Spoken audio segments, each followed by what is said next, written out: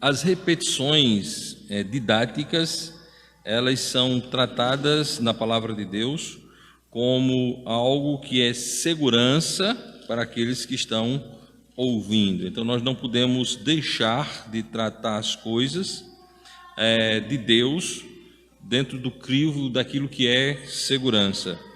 Eu me remeto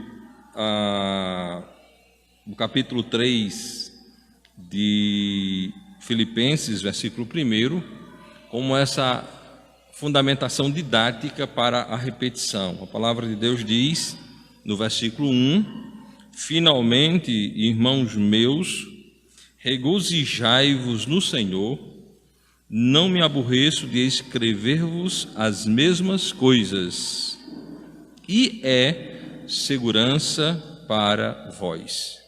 Deus usa, irmãos, como método na própria Escritura as repetições. Você pode ver que a Bíblia é um livro de referências cruzadas. Você tem Deus repetindo a mesma coisa em vários lugares nas Sagradas Escrituras.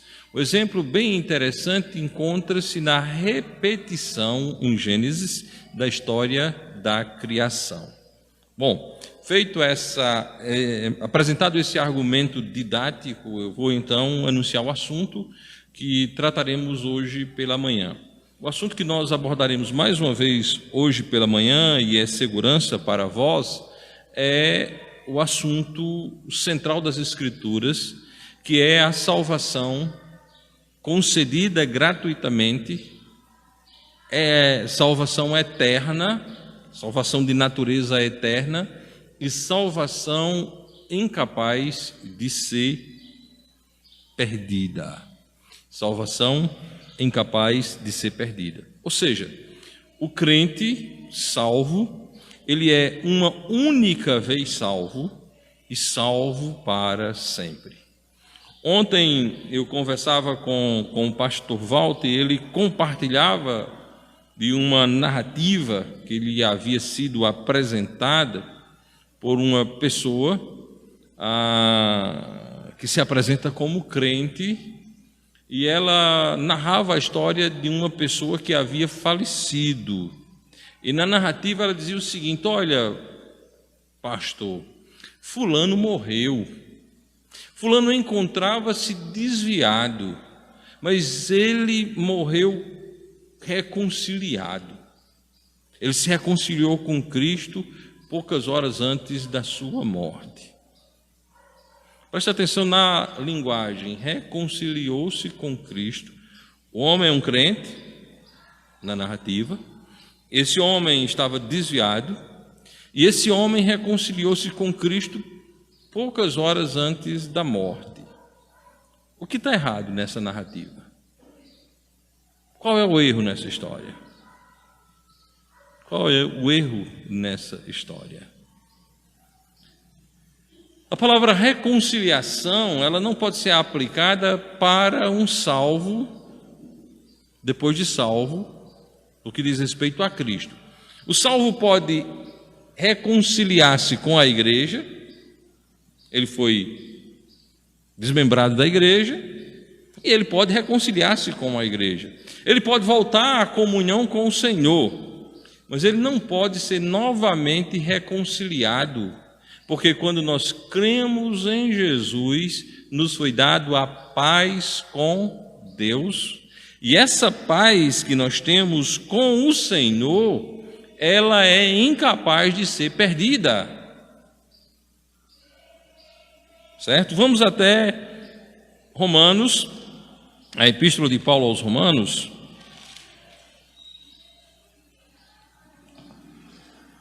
Olha só, versículo 1 do capítulo 5. Epístola de Paulo aos Romanos, capítulo 5, versículo 1. Assim está escrito na santa palavra de Deus. Lembrando o seguinte, que nós somos crentes na Bíblia. Nós cremos na Bíblia pela Bíblia. Nós não cremos na Bíblia pelo que nós pensamos da Bíblia. Nós cremos na Bíblia pela Bíblia. A Bíblia diz: tendo sido, pois, justificados pela fé, temos paz com Deus, por nosso Senhor Jesus Cristo. Temos paz com Deus por nosso Senhor Jesus Cristo. É importante entendermos quem éramos nós antes de crermos em Jesus. Quem éramos nós antes de crermos em Jesus? Nós éramos inimigos. Veja aí o versículo 10 do capítulo 5 da Epístola de Paulo aos Romanos. Porque se nós, sendo inimigos, preste atenção na expressão, porque se nós, sendo inimigos, fomos reconciliados com Deus pela morte de seu Filho, muito mais, tendo sido já reconciliados, seremos salvos pela sua vida. Amém? Aqui você vai ter a reconciliação no lugar certo. A reconciliação ocorre quando? Quando éramos inimigos. Quando éramos inimigos, certo? Eu era inimigo de Deus e eu fui reconciliado com Deus. Agora vamos olhar o meio da reconciliação. O texto mostra o meio da reconciliação, certo? O meio da reconciliação.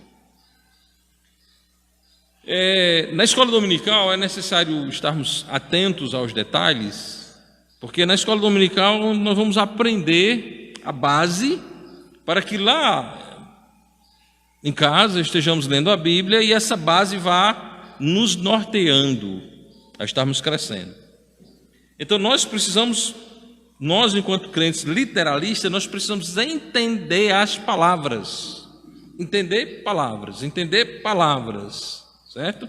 Então, porque se nós, sendo inimigos, somos reconciliados com Deus. Bom, aqui o texto está dizendo que nós somos reconciliados. Nós éramos inimigos, fomos reconciliados. Como foi isso? Quem fez isso? E aí, desse entendimento claro, vai repousar a segurança ou a falta de segurança. A segurança ou a falta de segurança. Ou você vai estar seguro, ou você vai estar inseguro. Certo? Eu tive a oportunidade de testemunhar de Cristo rapidamente para um amigo nosso que deu uma carona ao irmão William, um camarada que é frequentador de igreja, creio eu que talvez 15 anos, 20 anos. E aí eu perguntei: você tem certeza da sua salvação? Tem. Daqui a 10 anos? Tenho também. Mas se você pecar? Aí eu não tenho. Se você morrer em pecado? Aí eu não tenho certeza de salvação. Aí eu não vou para o céu. Eu não vou para o céu. Mas a reconciliação. Sabe por que as pessoas têm essas dúvidas? Vamos observar. Primeiro, as pessoas colocam como instrumento de reconciliação alguém que é capaz de fazer a reconciliação. Eu vou citar algumas pessoas, algumas situações, algumas coisas que não são capazes de reconciliação. O homem não é capaz de se reconciliar-se sozinho. O batismo não é instrumento de reconciliação. A igreja não é instrumento de reconciliação. Boas obras não são instrumentos de reconciliação. Moralidade não é instrumento de reconciliação. Vida justa e reta faz muito bem, mas não é instrumento de reconciliação. O texto de Romanos é auto-evidente, é axiomático. Por quê? Porque ele diz com todas as letras por onde veio a reconciliação. Fomos reconciliados com Deus pela morte de seu Filho.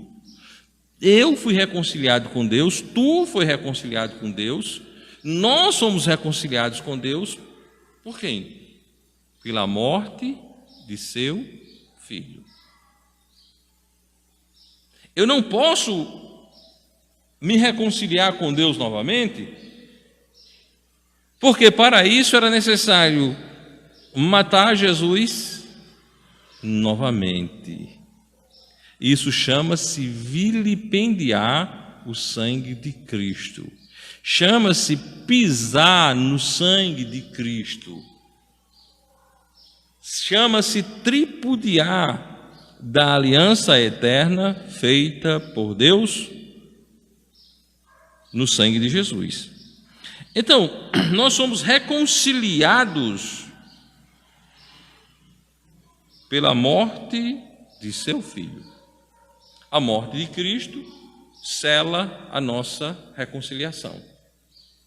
Mas, pastor, se eu deixar de vir para a igreja, eu vou perder a reconciliação? Não. Porque o batismo batista é tão importante? Não é para salvação, não, é para ensinar. Quando alguém desce aqui no tanque, ele desce depois de confessar que é salvo. Ele desce membro da família de Deus, sai membro da família de Deus e membro da igreja de Deus. Mas o que salva ele é a membresia na família de Deus. Se ele perde a membresia da igreja, ele deixou de ser membro da igreja, mas ele não deixa de ser membro da família de Deus. Não deixa de ser membro da família de Deus. Nós podemos dizer, irmãos, que a membresia da igreja ela é transitória. Primeiro você é salvo, depois você se torna membro da igreja. E você pode perder a membresia da igreja e jamais vai deixar de ser salvo, porque a igreja não salva. Igreja não salva. Diferentemente dos católicos e dos protestantes e dos pentecostais e dos desigrejados, porque os desigrejados eles dizem que não tem igreja, mas todos eles são membros da Igreja Universal Invisível. A Igreja Batista não prega que igreja salva. A Igreja Batista prega que só Jesus Cristo é o Salvador. Aí você pode dizer, mas todo mundo diz isso. Sim, todo mundo diz isso. Da boca para fora, meu bem, como diz uma canção popular. Diz sem saber o que está dizendo. Porque todos eles dizem que quando creram se tornaram membro da Igreja Universal e Invisível. Então todos eles estão dentro da máxima católica de que fora da igreja não há salvação. A salvação acontece fora da igreja. Até o conceito que eles dão para a igreja é adulterado. Eles dizem que as pessoas a igreja são chamados do mundo para dentro da igreja. E igreja não começa com pessoas chamadas do mundo. Quando Jesus estabeleceu a igreja, ele tirou a igreja de dentro dos seus discípulos. Primeiro o homem nasce de novo, depois ele entra na igreja. Então, reconciliação foi operada por Deus na morte de Jesus. Porque se nós, sendo inimigos, somos reconciliados com Deus pela morte de seu Filho, muito mais, tendo sido já reconciliados, seremos salvos pela sua vida. É interessante observarmos que, mas tendo sido no passado, tendo sido já reconciliado. Nós não estamos aqui, irmãos, tentando nos reconciliar. Por que você vai para a igreja? Porque eu quero melhorar. Por que você vai para a igreja? Porque eu quero me achegar a Deus. O único caminho de nos achegarmos a Deus chama-se Jesus Cristo. Na igreja, nós estamos na igreja para promovermos a autoedificação. Aqui na igreja você edifica-se, ao mesmo tempo que você também edifica. Aqui na igreja você vem e você aprende, ao mesmo tempo que você também ensina. Na igreja há uma responsabilidade com a mútua edificação. Cada crente é responsável pela edificação do outro. Cada reconciliado, membrado da igreja, é responsável pela edificação um do outro. E que essa edificação ela ocorra em amor para a glória de Deus. Nós não temos nenhum tipo de reconciliação que não seja em Jesus Cristo. Eu fiz um ponto com o rapaz que eu falei de Cristo aqui para ele, aqui na frente do templo. E qual foi esse ponto que eu fiz? Eu disse, podemos tirar da história a morte de Jesus? Tem como apagar a morte de Jesus? Vamos construir uma máquina do tempo e vamos lá no passado e nós vamos tirar a morte de Jesus. Impossível. A beleza do fato histórico é que ele é fato. Ocorreu. Não tem como apagá-lo. Cristo veio, como dele estava escrito. Cristo nasceu milagrosamente de uma virgem. Cristo viveu milagrosamente sem pecado. Cristo morreu milagrosamente naquela maldita cruz. Cristo ressuscitou milagrosamente. E Cristo subiu ao céu milagrosamente. E milagrosamente Cristo voltará do céu para buscar o seu povo segundo a sua promessa no Evangelho de João.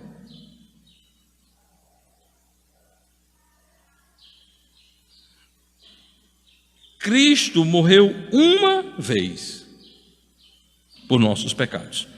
Paulo aborda esse ponto em 1 Coríntios, capítulo 15.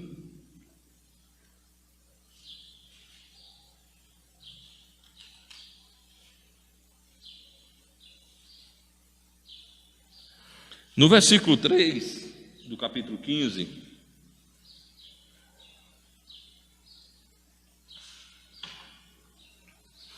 para que cada um de nós estejamos firmes nesse axioma. Nós somos salvos por Jesus. Nós somos salvos por uma pessoa. Nós não somos salvos por uma instituição. Nós não somos salvos por um sistema. Nós não somos salvos por um organismo aqui na terra. Nós somos salvos por uma pessoa, a pessoa de Cristo. O versículo 3 diz, porque primeiramente vos entreguei o que também recebi, que Cristo morreu por nossos pecados, segundo as Escrituras, e que foi sepultado, e que ressuscitou ao terceiro dia, segundo as Escrituras. Esses dois versículos, irmãos, nos ensina tudo o que nós precisamos saber sobre o Evangelho. Esses dois versículos são colunas firmes da defesa do Evangelho. Cristo morreu, Cristo ressuscitou. Para você perder a salvação, para que eu venha a perder a salvação, é preciso tirar da história a morte de Jesus e a ressurreição de Jesus. Aí, quando você entende essa verdade, aí você vai perceber a maldade da religião. Qual é a maldade da religião? A maldade da religião está apagando essa verdade quando pretensamente a professa.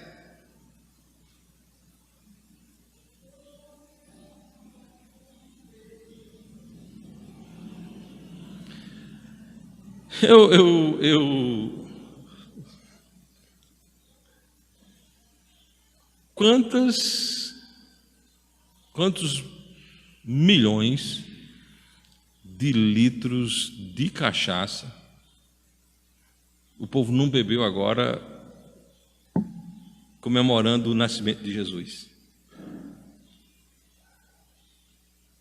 Tem quem precise?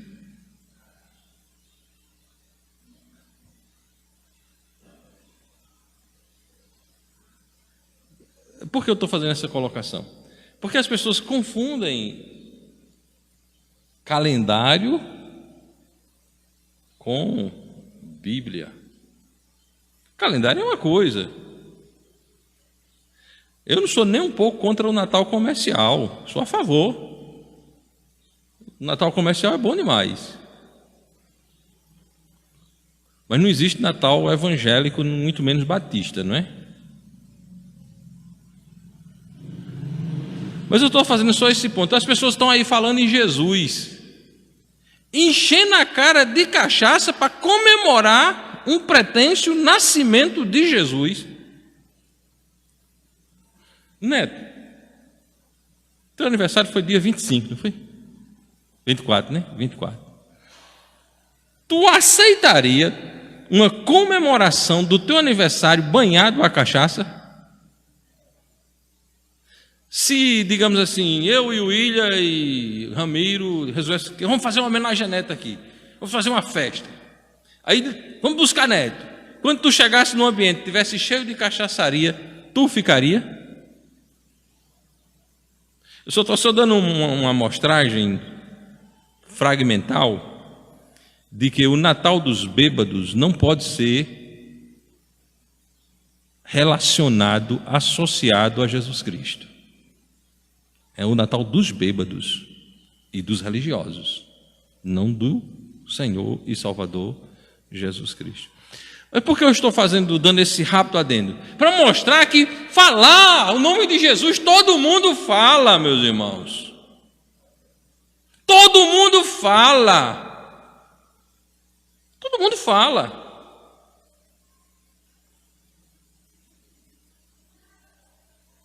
Mas crer em Jesus é uma fração muito pequena que crê verdadeiramente em Jesus Cristo. É uma fração muito pequena de pessoas que creem em Jesus. Por que eu adendo? Porque eu estou falando do mal que a religião faz. Tem uma jovem senhora que está trabalhando lá com o Valtinho e, graças a Deus, tem ido para a igreja lá em Esperança. Aí nós conversando com ela, me apresentou, esse é meu irmão, tal, e perguntou a ela: quanto tempo de verbo? 14 anos. Aí ela já emendou, e 5 de Sara. Aí volta e disse: de crente. Aí ele: estou conhecendo o Evangelho agora. 19 anos, ouvindo, veneno,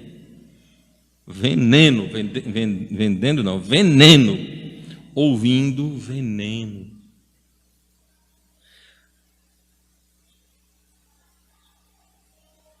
"19 anos, William, ouvindo, servindo, ouvindo, servindo, sem Jesus. Sem Jesus. Escravidão. A religião é um instrumento escravizador. A religião escraviza o homem ao seu criador, Satanás.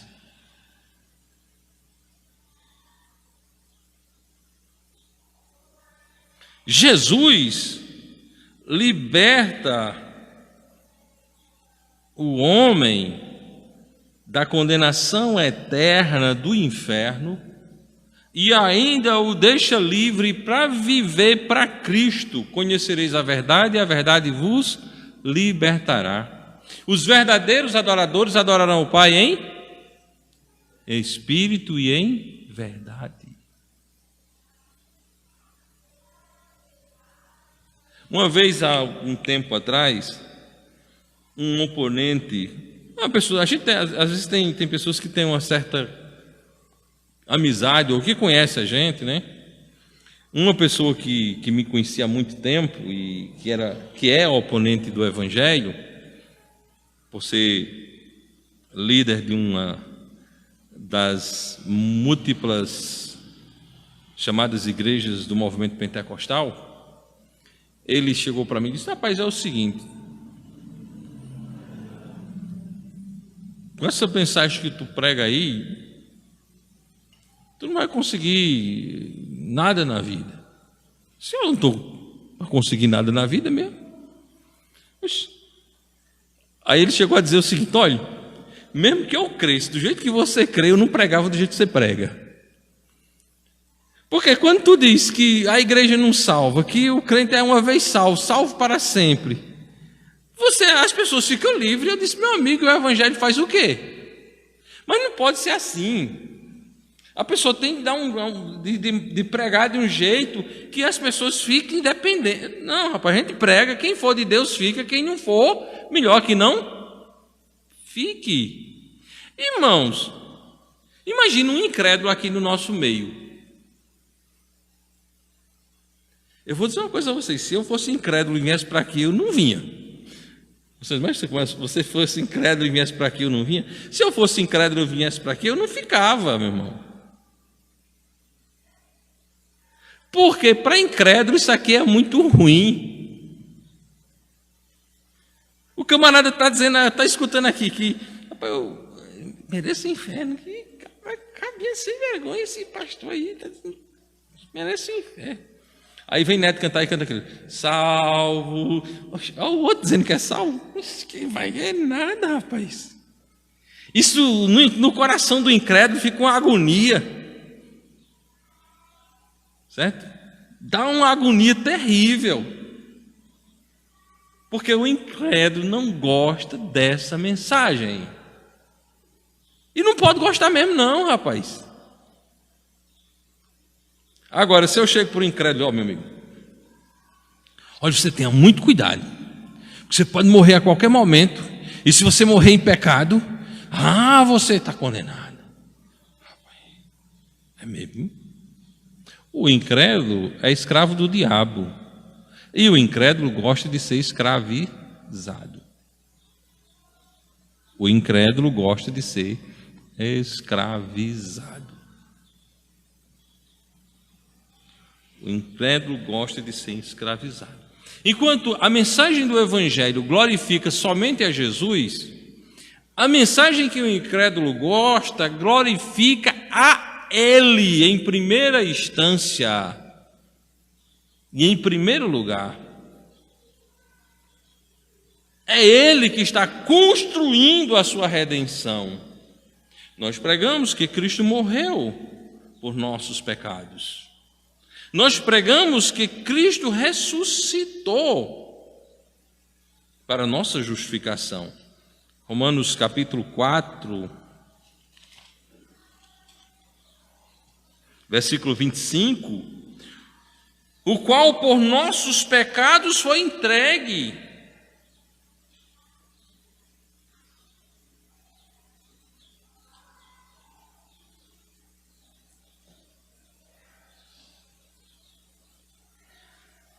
Eu tenho vontade até de escutar, né?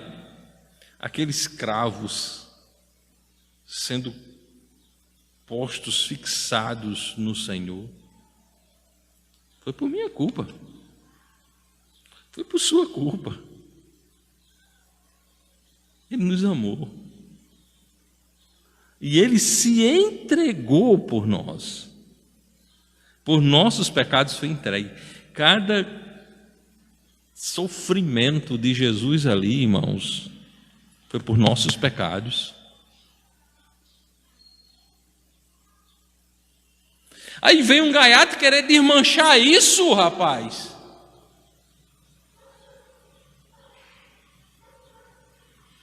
Cristo sofreu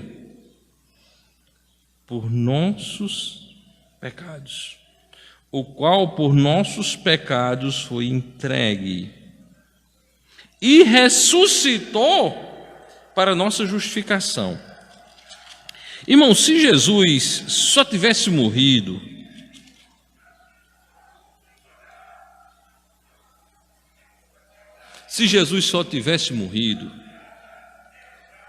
e não houvera ressuscitado, não tinha esperança. Mas Jesus morreu, Jesus ressuscitou. Há um textozinho em Romanos capítulo 1, versículo 4, de uma importância tão grande. O texto diz: declarado Filho de Deus em poder, segundo o Espírito de santificação, pela ressurreição dos mortos, Jesus Cristo nosso Senhor. Declarado Filho de Deus em poder, segundo o Espírito de santificação, pela ressurreição dos mortos, Jesus Cristo nosso Senhor. Jesus Cristo.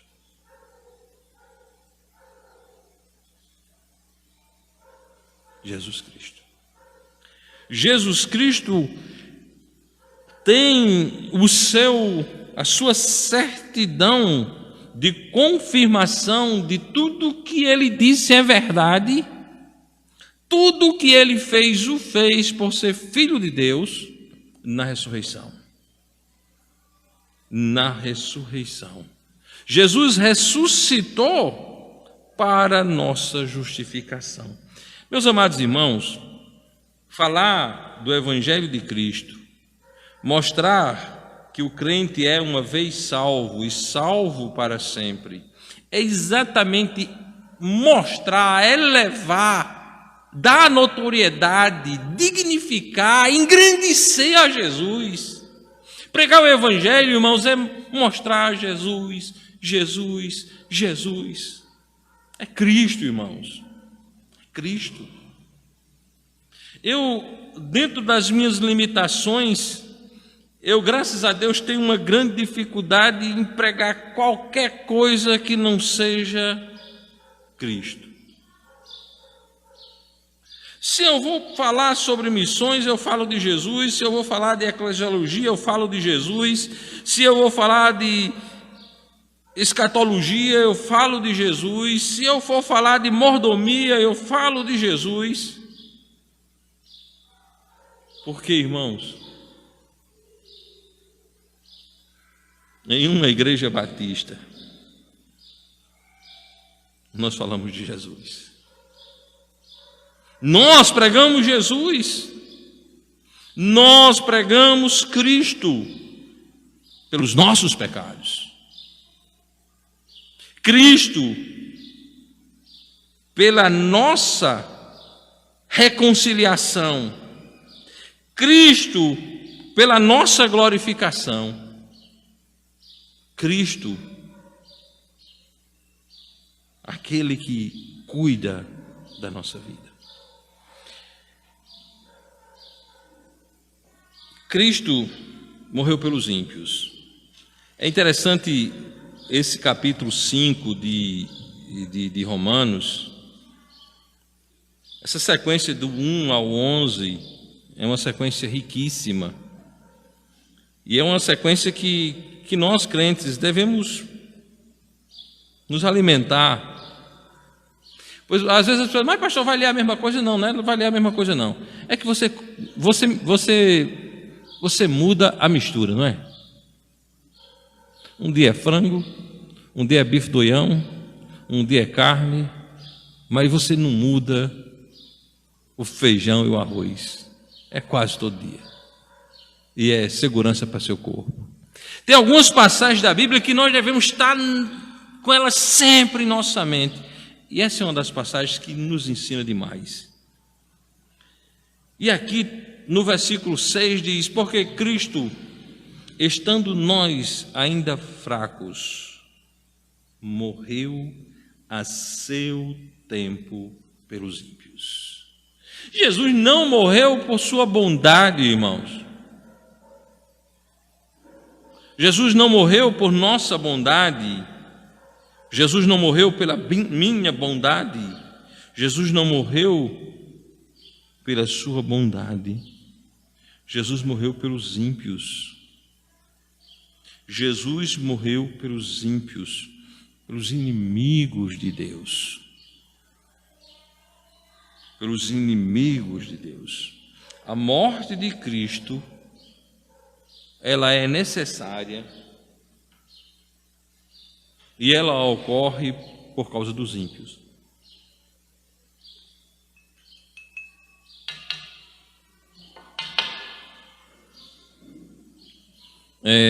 Ela ocorre por causa dos ímpios. Lá na minha impiedade.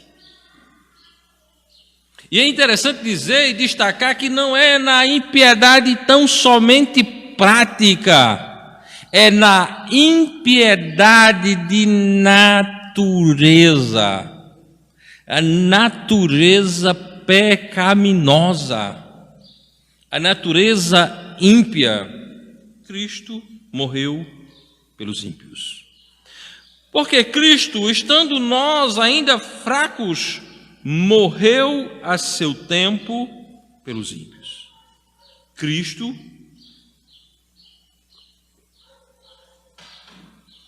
obrigado pela água, filho. Cristo morreu pelos ímpios. Ainda no capítulo 5 de Romanos,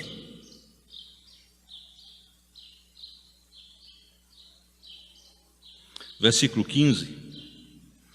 Mas não é assim o dom gratuito como a ofensa.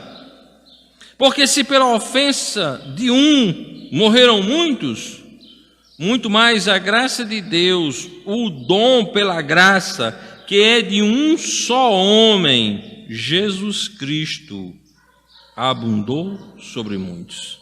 Preste atenção que a graça que é de um só homem, Jesus Cristo, abundou sobre muitos.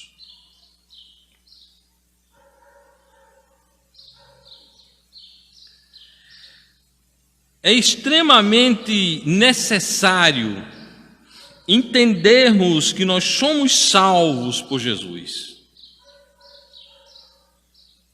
que é a obra dele, que é o trabalho dele que nos salva. Versículo 16: e não foi assim o dom como a ofensa por um só que pecou. Porque o juízo veio de uma só ofensa, na verdade, para a condenação. Mas o dom gratuito veio de muitas ofensas para a justificação. Porque se pela ofensa de um só a morte reinou por esse, muito mais os que recebem a abundância da graça e do dom da justiça reinarão em vida por um só, Jesus Cristo. Porque assim como por uma só ofensa veio o juízo sobre todos os homens para a condenação, assim também por um só ato de justiça veio a graça sobre todos os homens para a justificação da vida. A graça, a justificação, a redenção encontram-se em Jesus. Encontram-se em Jesus. Quando cremos em Jesus,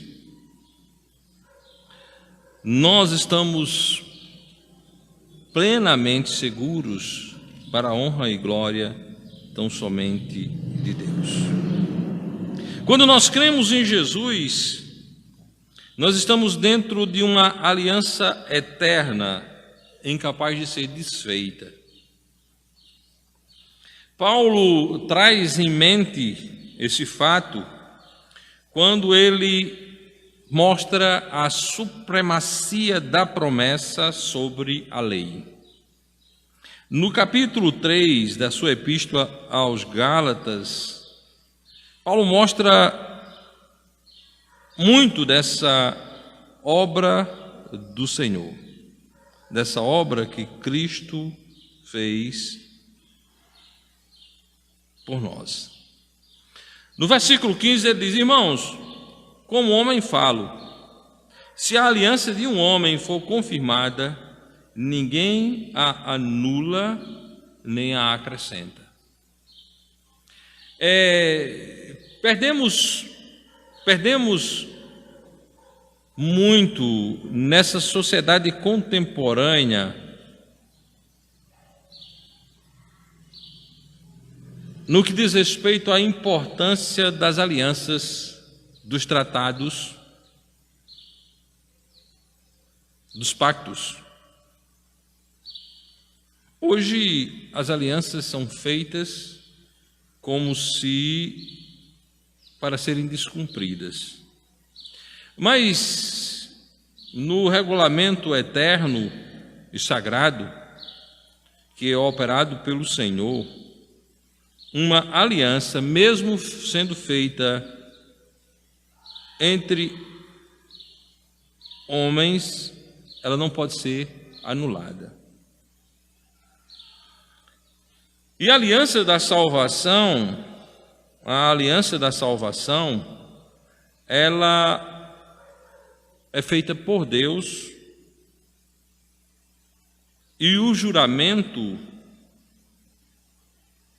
ele ocorre da parte do próprio Deus. Paulo abre esse leque para falar sobre a promessa. O versículo 16 diz: ora, as promessas foram feitas a Abraão e à sua descendência. Não diz e as descendências, como falando de muitos, mas de um só, e a tua descendência, que é Cristo. Mas digo isso, que tendo sido a aliança anteriormente confirmada por Deus em Cristo, a lei, que veio 430 anos depois, não a invalida de forma a abolir a promessa. A lei não pode abolir a promessa. Por que a lei não pode abolir a promessa? Porque a promessa é feita em Cristo. Versículo 22 do capítulo 3. Mas a Escritura encerrou tudo debaixo do pecado. Tudo. A Bíblia coloca tudo debaixo do pecado. Aí olha que beleza. Para que a promessa pela fé em Jesus Cristo fosse dada aos crentes. A promessa pela fé em Jesus Cristo fosse dada aos crentes.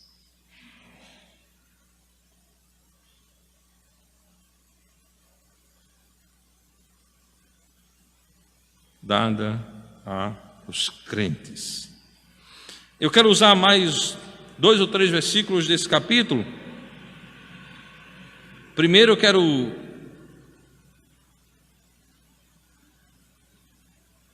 ir para o versículo 13, que diz: Cristo, olha só, Cristo nos resgatou da maldição da lei, fazendo-se maldição por nós, porque está escrito: maldito todo aquele que for pendurado no madeiro. Mais uma vez, nós vemos as Sagradas Escrituras fazendo menção à cruz, fazendo menção à morte do Senhor, o lugar onde foi consumado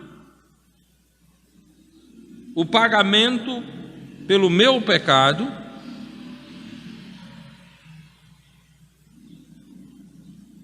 para que nós pudéssemos ter completo acesso ao Pai. Ali ele operou a reconciliação e nos dá a abertura para sermos feitos filhos de Deus.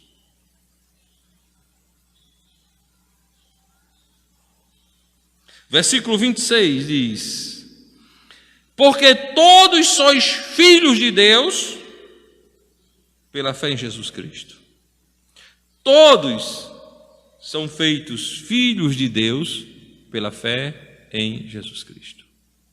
Ou seja, todos que têm fé em Jesus são feitos filhos de Deus. Todos que têm fé em Jesus são feitos filhos de Deus. Aí, primeiro capítulo do Evangelho de João, mostra o caminho pelo qual nós recebemos este empoderamento de sermos feitos filhos de Deus. Inimigos, reconciliados, feitos filhos de Deus. Olha a maravilha que aconteceu com a nossa vida em Jesus Cristo. Éramos inimigos, fomos reconciliados e fomos feitos filhos de Deus. Versículos 11 e 12. Veio para o que era seu, e os seus não o receberam. Veio para o que era seu, e os seus não o receberam. Mas a todos quanto o receberam, deu-lhes o poder de serem feitos filhos de Deus, aos que creem no seu nome. Quem crê no nome de Jesus Cristo é feito filho de Deus. Portanto, meus queridos irmãos, a beleza do Evangelho, a beleza da segurança da salvação, a reconciliação operada por Jesus Cristo uma vez e operada para sempre, e incapaz de ser desfeita, ela é por Jesus. Ela é por Jesus. Quando Cristo nos salvou, Ele nos salvou de uma vez para sempre, porque foi Ele quem salvou. Preste atenção nisso. A sua salvação não depende das suas obras. A sua salvação não depende da sua fidelidade. A sua salvação depende da fidelidade daquele que lhe salvou.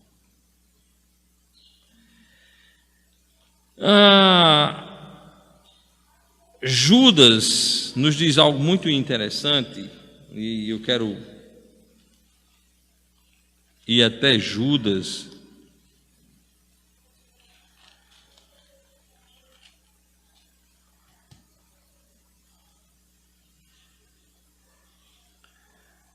Versículo 1 diz o seguinte: Judas, servo de Jesus Cristo e irmão de Tiago, aos chamados, santificados em Deus Pai e conservados em Jesus Cristo.